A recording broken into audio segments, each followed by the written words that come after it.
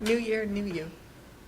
Made my mistake, Is it running? Is it I'd on? like to call the January 8th, 2019, I've already made 2 mistakes in date, meeting to order. If we could please stand for a pledge of allegiance.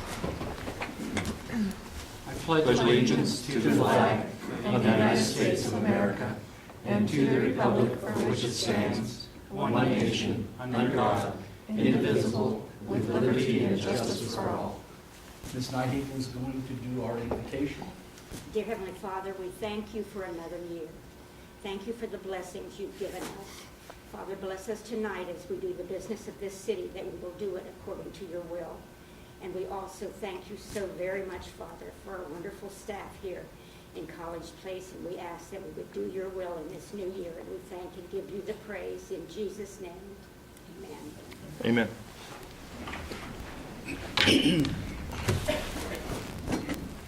It is now our public comment period. Anybody wishing to address the College Place City Council, please step forward and state your name and address. I will say, this is not for agenda items, but this is just general public comment. If you want to make a comment on the agenda items, then we will do that during the agenda. Yes, sir. Sherilyn Jacobson, 418 Southeast 3rd here in the city. I actually have something for the City Council. This is from the World War II Memorial Project Committee. We are finally finished. How many of you got a chance to attend our dedication? I know the mayor did. That was on Veterans Day. How many of you have been up there to see the monument since then? Have you seen it at night? No. A whole different levels of spectacle. So anyway, this is. So if you give that to Ms. Neisel, Okay. she'll take care of that and It distribute actually it. has, there's a thank you note, but there's also a commemorative coin in it that I want your council members to share. Thank you. Thank you. Thank you. Thank you, Ms. Jacobson. Thank you. Anybody else wishing to address the council, please step forward and state your name and address.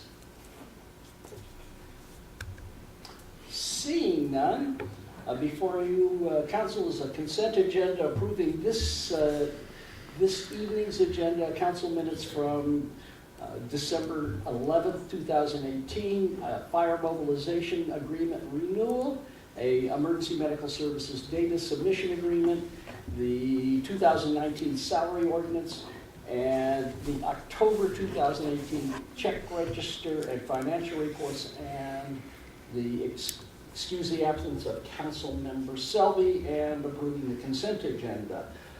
Is there a motion? I'll move to approve the consent agenda.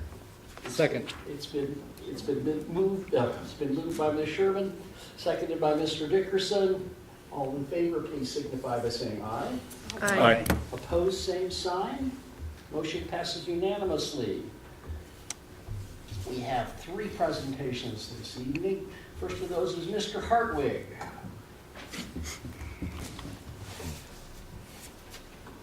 Thank you, Mayor. Tonight I have wanted to talk with the council in regards to automated meter reading.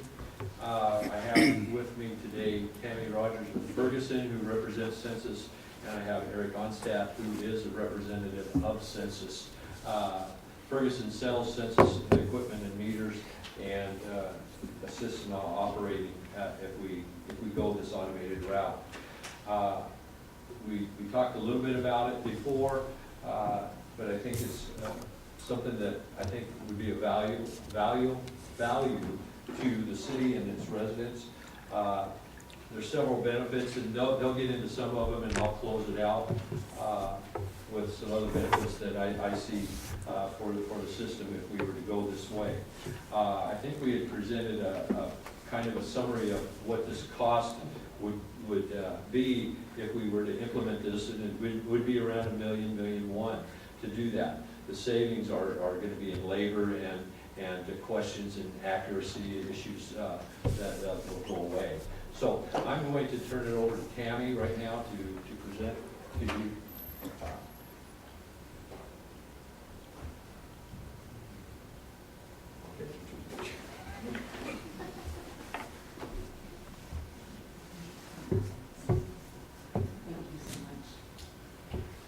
Thank you so much for allowing us to come in and meet with you guys tonight. We're really honored Eric Onstad with Census with me. And like we said, we're going to be talking a little bit about analytics. Ferguson and Census has had a partner for over 30 years.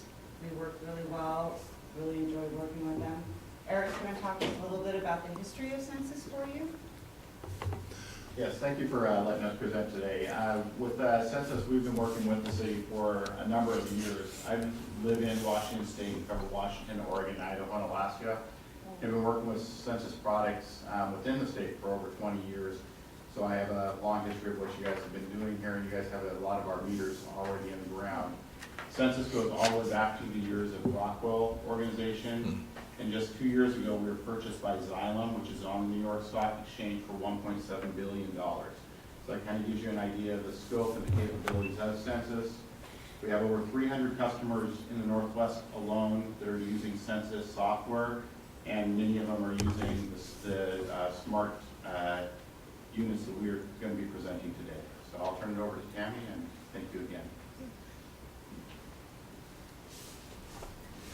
So a little bit about Ferguson. Like I said, we've worked with Census for over 30 years throughout the United States. We are a large, very stable company.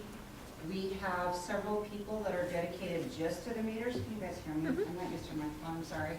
So in the Northwest alone, there is 4 of us here between Washington, Idaho, and Oregon, and we have another person in Montana and Wyoming, not to mention our other states that we work with. We have lots of experience in doing fixed base systems. We offer project management, we do installation, we have in-house installers. Sorry, we do in-house installing, we have support, Census factory certified people available at all times to help you. We also are sole source for Census in the Northwest, which means we are the only ones that are authorized to sell and distribute Census water meters. We also work really close with the state of Washington, and we are on the state of Washington contract, which means we are a preferred contractor for them. When we do go into a system and somebody is interested in a fixed-base system, the first thing that we do is called a propagation study. And what we do with this is we take a list of all your services within your boundaries, we put it into a program, and we have RF engineers that determine what it would be required to read your system. When they're done, we get this map here. Everything in green is covered, and I don't know if you can see the little red dot there in the middle. That is at your water tower, and in order to do your system, it is just one antenna to cover your whole area. So a very small footprint. It's going to be minimal to get it up and started. Kind of what is analytics? For those of you that don't know, analytics covers a wide range of items. We can do gas meters, water meters, electric. We can do leak detection. We can do light controlling. We can do third-party SCADA. It's a huge platform that allows you to be very flexible with your system. What we are presenting today is strictly water, but it is opened up, so in the future, you are able to do other items on the same platform.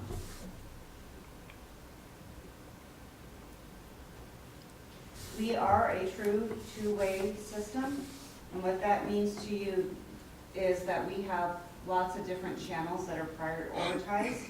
It will allow anybody sitting at City Hall, if a customer calls in and says, hey, I'm moving out today, I need my last read, they are able to look right away and say, oh, yep, this is your last read, this is what you owe. They can pay it over the phone, and they're done. They moved out. You don't have to roll a truck to go out there to get the last read.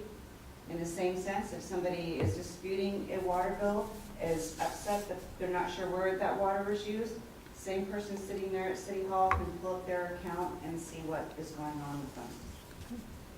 We are on a licensed frequency, which means that Census owns the license, we lease it out to you, nobody else can interfere with that. It allows us to have a clear communication to your meters at all times. We really strive for the customer service. With this platform, we meet and exceed today's expectations. We're able to monitor leak detection. We have customer service, a very low carbon footprint because it is just one antenna on an existing structure of viewers. We're able to monitor your distribution, district metering, conservation, high usage backflow, zero usage. We could do virtual meters, closeout reads, on demands, customer notification. You're able to get more information out to your customers. Manage pressure, meter sizing, water audits, low worker compensation insurance because you're not rolling somebody out there as often, and control your meter reading costs.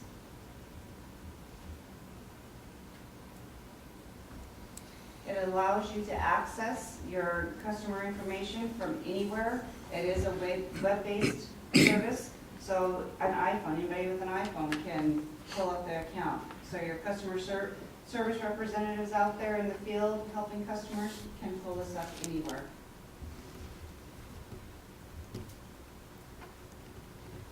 When they pull up an account in the field or at the office, they get all the equipment information there. You get all your serial numbers that are there. You get an account number, a customer name, if it's a rental, who the parent owner of that property is, the address, and then you can't see it very well there, but any other type of information you want to put in there. If you want to put an exact location for a meter, you can put it there. So in the case of a water break or whatever, you can direct a customer exactly where they need to go to turn their water off. Or a city employee knows exactly where to go to turn that water off. Whatever information you want to put in there, we can put it in and transfer over. It's really important to point out as well that we are partners with College Place. We've been partners for a long time, and at least 50% of your meters in the ground right now are census.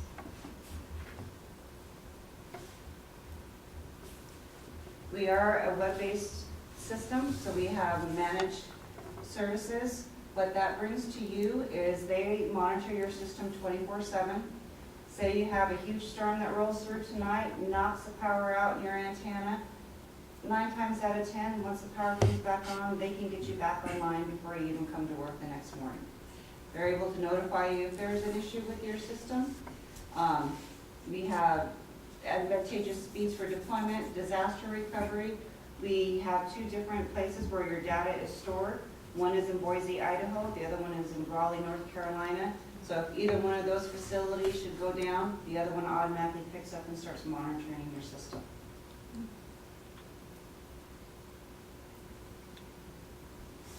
We also have the option as an add-on for Consumer Portal.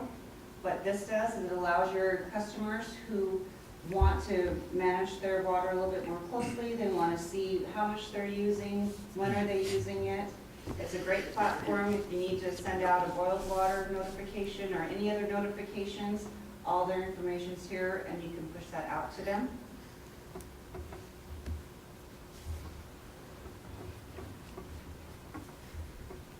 Any questions? That's it in a nutshell. Question from you, Brian. That looks really great. You mentioned pressure management. How does that work with, or would that work with our system? Is that, obviously it's valves and, yeah, and that, but if you could, yeah, talk about that just for a second. We have a couple different ways that we can do that. We have a meter that's called the Ally meter. So the Ally meter is a smart meter that allows you to monitor pressure, temperature. It also is a meter that offers remote shut-off.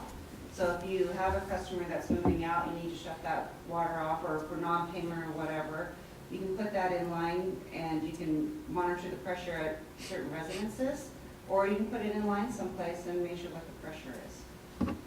We also have an item called the Smart Gateway that can be used in the same sense. It is an add-on. You can put a pressure probe down into your line somewhere and see what your pressure is, and it reports right back to your analytics. Thanks. Ms. Sherman, did you have your hand up? And then Does this program, I'm assuming the answer is yes, but it speaks well with our current billing software? Yes, you currently, I'm sorry, I should mention that. You guys currently use our software for Okay. your reading system anyway, so we are very familiar with your platform. Your utility billing is very aware of us. Okay. Mr. Clee. That kind of touches on mine a little bit. I was curious about, like, you know, you mentioned your billing system, monitoring system, all that. I was curious about, like, kind of the service charges. Is that changing since we're putting in, you know, everyone for this? Like, what are the recurring service costs? So the utility billing is separate from us. We are not the owners of the utility billing software. But for your annual support, it does increase your annual support every year, depending on how many services we have on it. So when it gets done, then you pay for the services that you have online.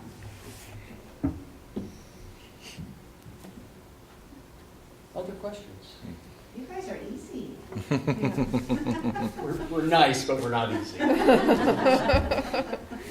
right, I can leave some cards for you if you like. So if you have any questions, please feel free to give me a call and I'll follow up with whatever. Thank you very All much. right, Ms. thank you Thanks. so much. Thank you. Mr. Hartway, just a couple of things. Our neighbor to the east, Walla Walla, has implemented this system as well. So there's commonality there. The other thing is, and she may have touched on it a little bit, but their platform will notify and track. It tracks by the 24-hour, or does it go by minutes?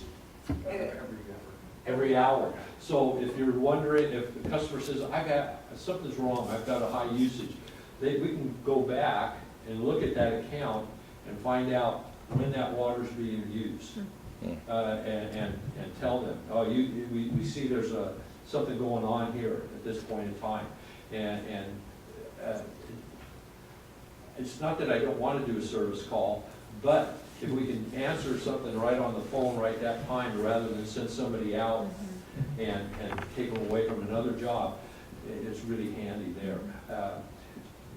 Again, I want to iterate if you go to the customer portal, that's in addition to what they've proposed already, but it could be handy. I don't know what the usage would be right now, but I think it would be a great deal if we could go this way. So I do have a question. Mr. Dickerson. So I'm gone a lot sometimes, and my meter doesn't change necessarily. It doesn't show much water usage. Well, an employee came out and said, I need to check your meter, to see if it's actually working, because I use less than 1,000. So is that still going to be the case? The meter doesn't change unless you use 1,000 gallons? Well, again, I can ask. Well, More than likely, you would want to go to a higher reading resolution, because with the information that you'd be getting in on hourly meter reads, to have a higher reading resolution would be able to allow you to do more with that information, but it would not change any of your billing. Even though we're collecting at a higher reading resolution, your billing platform would remain the exact same. So you can tell the meter's working and I'm still using some water, Yeah, absolutely. but even though it And then hasn't if there's changed, something- as if the you were dial. on And you had a broken pipe, an alarm would immediately come across one of those pipes, no matter what else is happening within the system, so that you can be notified and you can reduce damage. So the new meter's kind of all digital? Yeah. And the ones we have now just have the dials? yeah, depending on, we've got several different types of meters, Sure. but the old census were mutating discs and so forth right there. This will be all. Did you have an idea kind of what the recurring service costs would change to be, or is that just not something have any information on at this time for changing we've got some meters like this, switching them all to be meters like this, it was mentioned, I guess, that there'd be some increased service costs per year? Well, the service cost is the main, it's not main, it's the programming costs. Right, yeah, that's what I'm referring to, the service that they provide, which is their portal. Our service from our end will go down significantly, Mhm. significantly. We'll be busy during setup, assisting their contractors that would install all the new meters and so forth. But once that's done, our involvement will be quite curtailed on that.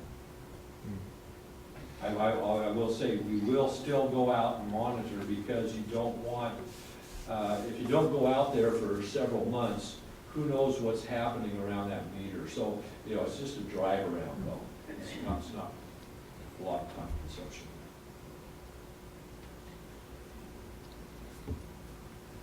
Other questions for Mr. Hartman? I think our desire is that we would be coming within the next meeting or second meeting to seek approval for the purchase and moving ahead on this system. So anyway, I appreciate your time. Thank you. Thanks.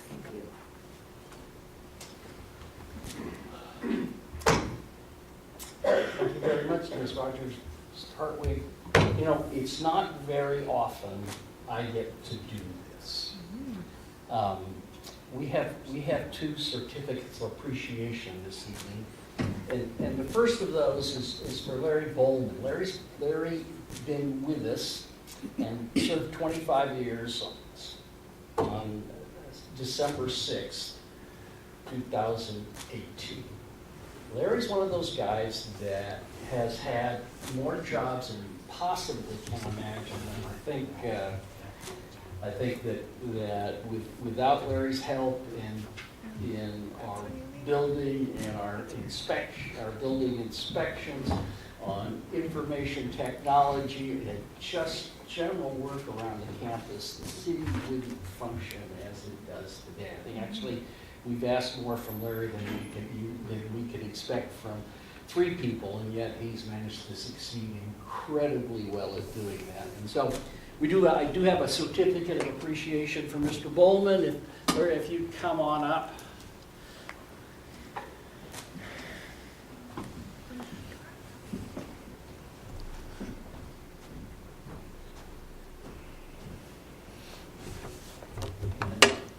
We have the requisite picture. They wear matching shirts.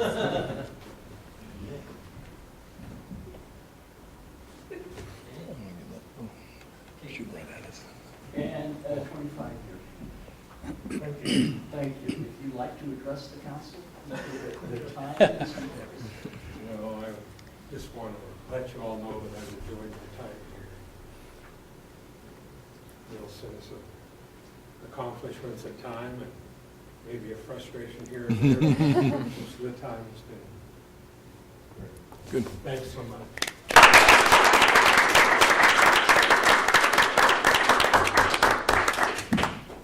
And this evening, Ms. Marge Nyhagen has served this city for 25 years. Way to go, Marge! Actually, way to stay, Marge. She shares my table with me and keeps me in line. Has been a stalwart here in the city and making sure we move forward. This building, it's my understanding, is because of Marge. We'll blame it all on you. Okay. But we do have a certificate and a pin for you, Marge. We think that's that. And because we have 2 such long-term, dedicated people that serve the city, we're going to take a little break and we're going to have some cupcakes. Oh, we take a break? Ooh, I didn't see that. So we'll adjourn for 10 minutes for cupcakes and then we'll resume with that. So come on up, Marge. We're going to have a picture. Oh, okay, let my legs get moving here.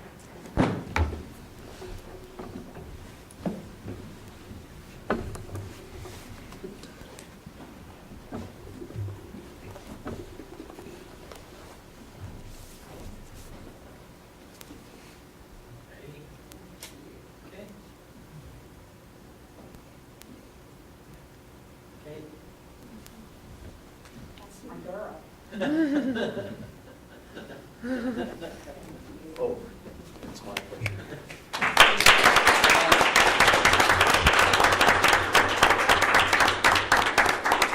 The floor is yours. It has been a joy.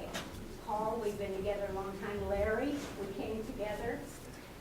I've seen a lot of council members and staff come and go. Each time it seems like something else comes up. And we have a wonderful council and a wonderful staff here. I'm so thankful for that. And I've seen so many good things happen in College Place. And I'm thankful that I've been a part of it. Like he said, in 1989, I was going to run because remember that old building we used to have council in? Some of you don't remember. Some of them weren't born yet. Yeah. Right. And I went to a meeting and it was Bernie Yankee, he and I did that. And I'm so proud of what's happened in College Place. And I am so thankful for all of you that have helped me through this journey. Thank you very much, and my children too.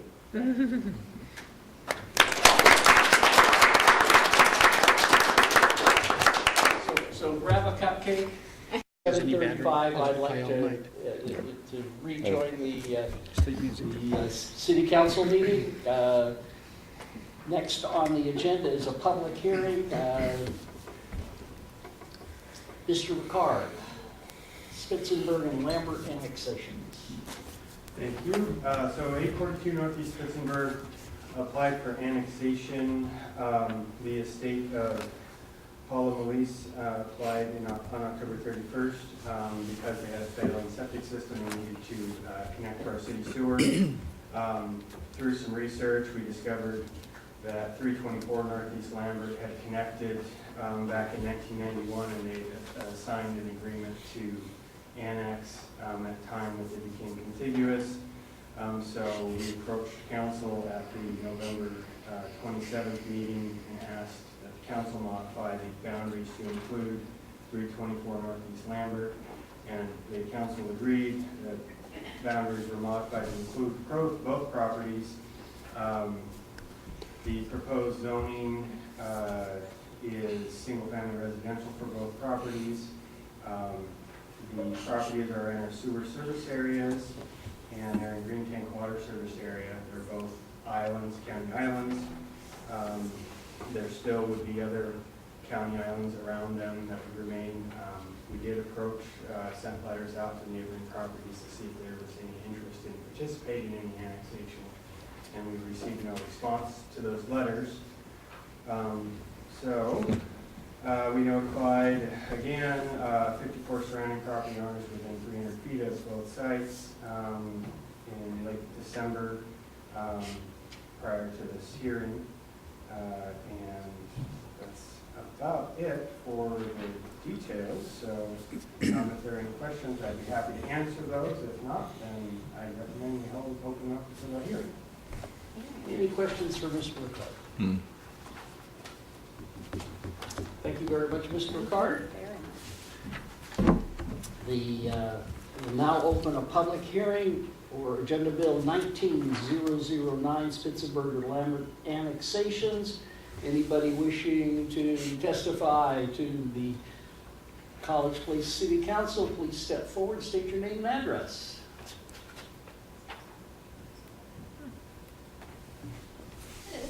So new homeowners, 842 Northeast Pittsburgh. We were not aware of the application, so we just had a few questions. How will this affect? This is not a question and answer period. Oh, sorry. So if you have a question, please see Mr. Ricard, Okay. and he'd be happy to answer those. Okay. Thank you. Anybody else wishing to testify to the College Place City Council, please step forward and state your name and address. Second time, anybody wishing to testify to the College Place City Council, please step forward and state your name and address. And one final time, anybody wishing to testify to the College Place City Council, please step forward and state your name and address. Seeing none, is there a motion to close the public hearing? So moved. It's been moved by Ms. Nyhagan. Is there a second? Second. Seconded by Mr. Peterson. Any further discussion?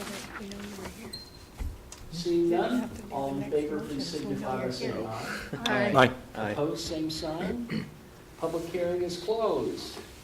Mr. Ricard, you're back on. Action items. Agenda Bill 19009, Spitzenberg and Lambert annexations. So I would just like to add for, you're all aware of this, I guess, for the new owners, so that they're aware that the process that we work through, if there's a failing septic system and we have a sewer system in the street, in order for the property owner that's in the county, in order for them to access our city sewer, they have to pay the connection charge, which is that $3,500, and any fees that go along with actually that physical connection. But they also, as a condition of that, allowing that access, that connection to the sewer, we require this annexation. It's a condition of the permit to connect to our sewer. So it's not an option, that's our policy, and that's how we handle that. So just kind of want to clarify that further for the new future residents of Public Place, I guess you should say. But other than that, I don't really have anything else to add, and I just would recommend that this annexation be approved. Questions for Mr. O'Connor? Mr. Cleveland? I wasn't going to question, I was going to motion. Oh, well. a But it looks motion like would- Larry has a question. Just a little discussion. So you said if there's sewer out in the street, is it based on that, or is it a distance to the nearest sewer line? Well, the state law, I believe it says if there is access to sewer within 200 feet. 300. 300 feet, thank you. Well, it used to be 200, so that's interesting, it's Well, changed. But it's access to, so, and the health department kind of goes back and forth on that. And they're not supposed to issue a septic replacement, a permit for a replacement system if they're within that 300 feet and have access to Okay. it. The other thing is that, on a lot of these lots up in Lambert and Spitzenberg area, they're so tiny that there really aren't replacement areas for them without huge, expensive systems anyhow. And then the distance, 300, in this case, depends on whether you can get easements and so forth to get to it, I suppose. That could be a problem, that could be a factor, yeah, possible. Okay. Well, actually, no. No? If it's within 300 feet, they have to hook up. So they'll have to figure that out, because the Department of Health will not issue a permit for a There you go. replacement septic. Okay. I was just curious how that worked. Well, if there are no more questions for the council has, I will motion to approve ordinance number 19-002, annexing 842 Northeast Spitzenberg Street and 324 Northeast Lambert Street into the municipal boundaries of the city of College Place, Washington. I'll second.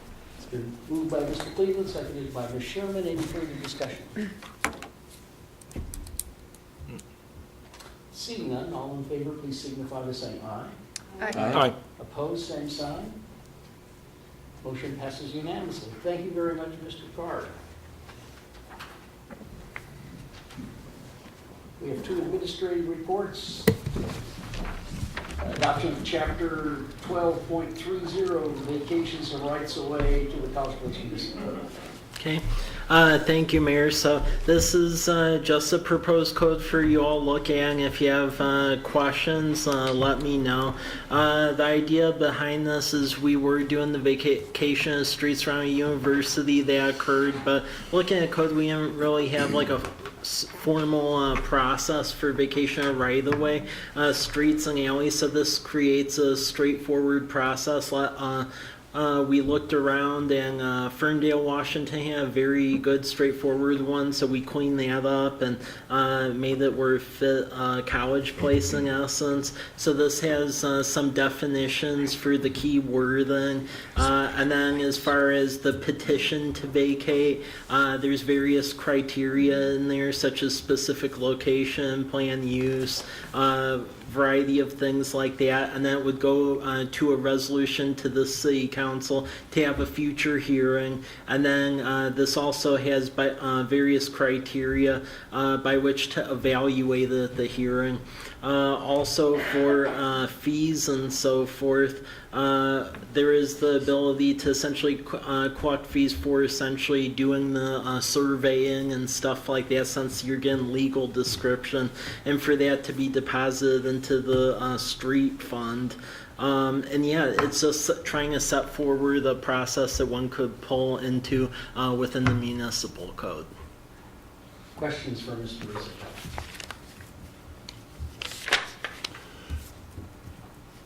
Mike? Yeah. Just a quick question. It really doesn't, it's kind of a vacation issue. I think when we give up some of these streets, it's interesting, alleys or whatever you want to call them. There's one over there, and I'm not sure this was included in our last decision, but it's over there south of Whitman, between there and the boys' dorm there at Walla Walla University. And it's a street that, it's something that when these entities take these over, they have no obligation to maintain them, correct? Or they may have future plans for them. Yeah. Who knows? I guess the only concern I have out of all of this, and I'm not looking for a decision, but maybe just your thoughts on this currently. Those that are still being used by citizens to Yeah. drive around town, and many times they don't know if that's our street, their street, nobody's street. Yeah. And some of those desperately need attention if they're going to be using them as a street. What are your thoughts on that as we give up our rights to do anything with those perhaps in the future? Well, I mean, under normal circumstances in the future, I mean, I would say, and this code gets to that effect, I mean, unless there's a really compelling interest to get rid of it, we wouldn't be getting rid of the street right away. In the case with the university, it's because they actually had a said master plan and they agreed upon maintenance of the said streets. And given the fact of how tight our street fund is, it was very advantageous. Since they don't pay taxes, that's a way for us to have essentially some aid rendered to us. So that was the concept behind that. I would say in most circumstances, if there are folks using it, if it's going to a variety of homeowners or business owners, that should be maintained as a city right away. It was just they owned everything around it. Yeah. Okay. Thanks, Mike. Yeah, and we can use code enforcement too if folks don't maintain what needs to be maintained, work with them, and then if they continue not to, go down that path if we needed to. Okay. Yeah. Thank you. Other questions? Seeing none. Mr. Rizzatello, Agenda Bill 19011, repeal and replacement of college, oops, never mind. Municipal Code 1.12, city seal and logos. Okay, thank you, Mayor. So with this option, so there is a chapter within the municipal code that references a city seal, but doesn't say what said seal is. So in this case, this essentially puts in the seal and the logo language. The idea for figuring out how to represent the logo and the seal, I talked to one of my counterparts over at Moses Lake. They actually came up with a very good solution where the city seal, which is used for official materials, ordinances, resolutions, interlocal agreements, that is the city seal behind you. But then city business logo, an official city logo, and alternate ones, think of that as reach out to folks who maybe don't know where we are, or we're trying to market it to business interests. And that's the thing, because like when I go to International Council of Shopping Centers in Las Vegas, the first thing when I'm trying to do the marketing about, hey, come to College Place, they get us confused with University Place and they think we're in Tacoma. And I end up having to educate them on that. These other logos that were part of that regional wayfinding plan, it does say Walla Walla Valley, so that helps to communicate where we're at right off the bat. We've used some of these in a pilot just to see how it would go over in some of the marketing materials, and it definitely helped that way. So this is just a way to bridge all of that. And the logos for said marketing materials, a lot of that comes from the wayfinding plan and that long process that we went through a while ago. So this covers the seal and said logo. Questions for Mr. Rizzatello? No, I like it.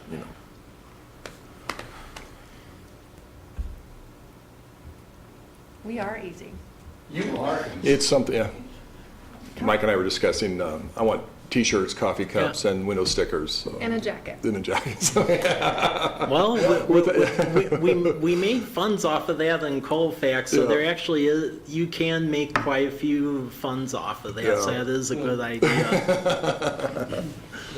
I think people are. I shouldn't say this, but we actually have, we're in a financial position. Don't say it. You're going to jinx it. Just don't say it. Yeah, but I do think that people might be interested. Yeah. I mean, because we're doing more stuff in town. I think people are proud of where we are. Yeah. More to follow. Yeah. Yeah.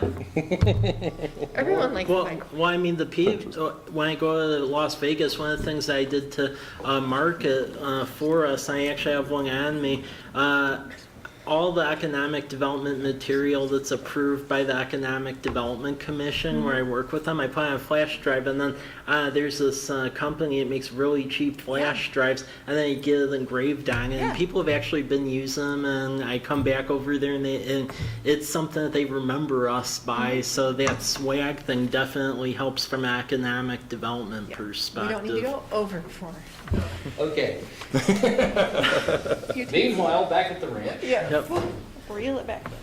That ends our active agenda. We do have some informational items for your perusal. Please take a look at those. Oh. And we do have an executive session. It is now 7:50. Executive session form.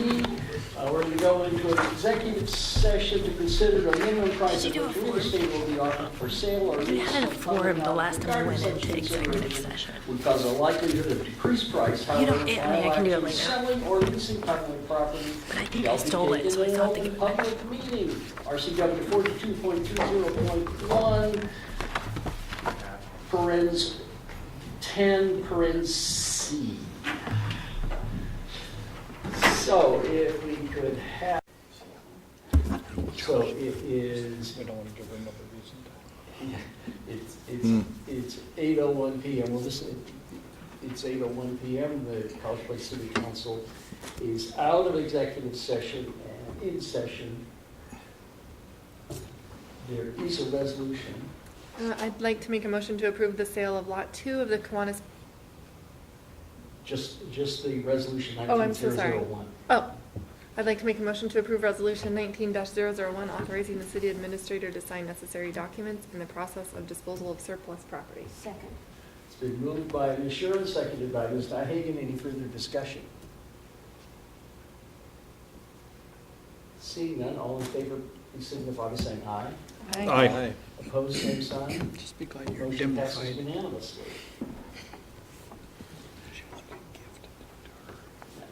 Now, figure that out. That is the end of our active agenda this evening. We We adjourn. Is there a motion to adjourn? we don't have to do the first one? There's a motion. Yeah, why didn't we do the one to motion number 1?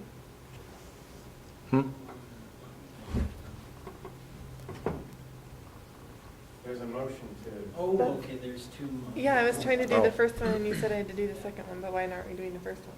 Let's do the first one. I don't want to do it anymore. Someone else. I move we approve the sale of Lot 2, Kiwanis Park Short Plat located at 224 Southeast Date, 316,000 Second, in the amount of $69,000. It's been moved by Ms. Nyhagan. Is there a second? Second? Any further discussion? All in favor, please signify by saying aye. Aye. Aye. Opposed, same sign. Motion passes unanimously. Now, is Good. there a motion to adjourn? So moved. It's been moved by Ms. Nyhagan. Is there a second? Second. All in favor, Okay. please signify by saying aye. Hi. All right. We are adjourned. I think the sugar went. Good, I didn't even have any. good catch on that. I missed that. So did I. Yeah, I lost, yeah. That was a, How come you can't say it so succinctly? It took me like 3 minutes. I've been doing